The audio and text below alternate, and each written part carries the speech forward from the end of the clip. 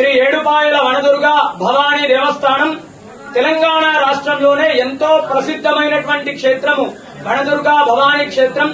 అమ్మలగన్న అమ్మ ముగ్గురమ్మలకు మూలమైనటువంటి ఏడుపాయల వనదుర్గ భవానీ అమ్మవారి క్షేత్రం లోపల ఆషాఢ మాసం మొదటి ఆదివారాన్ని పురస్కరించుకొని వనదుర్గ అమ్మవారికి శాకాంబరీ దేవి రూపంలో అలంకరించడం జరిగింది. ఉదయం నుండే కూడా భక్తుల రద్దీ అధికంగా ఉంది.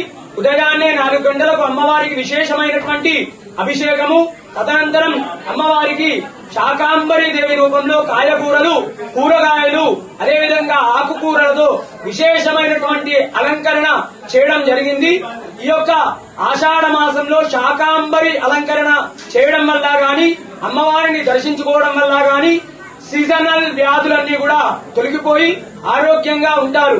అదేవిధంగా ఈ యొక్క శాకాంబరీ దేవిని దర్శించుకోవడం వల్ల సకల శుభాలు, అష్టైశ్వర్యాలు, ఆనందము, సంతానము, ఆరోగ్యము, అదేవిధంగా పాడి పంట వ్యవసాయము బాగా పండి అదేవిధంగా ఈ యొక్క లోకమంతా కూడా సుభిక్షంగా ఉంటుంది.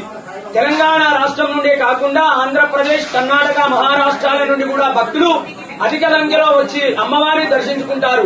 వచ్చేటువంటి భక్తులకు కూడా ఎలాంటి ఇబ్బందులు కలగకుండా ఆలయ ఈవో వీరేశం సారి గారు అన్ని ఏర్పాట్లు కూడా చేయించారు. వనదుర్గా భవానీ మాతాకి జై.